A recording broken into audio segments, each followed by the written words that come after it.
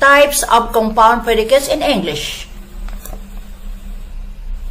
Compound predicates can be classified into two main types based on the type and nature of the verbs used. Number 1, coordinated verbs. This type of compound predicate involves verbs that are of equal syntactical importance and are linked by coordinating conjunctions like and, or, but.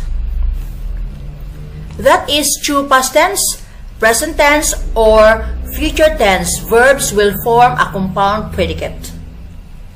For example, number 1, Smith ran to the store and bought some groceries.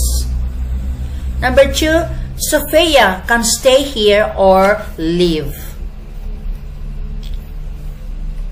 Number 2, auxiliary and main verbs. This type of compound predicate contains a combination of auxiliary or helping verbs and main verbs.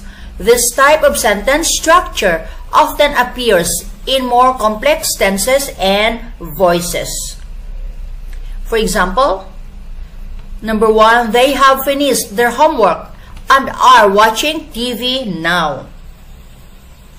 Number 2, John and Smith were singing and dancing all night.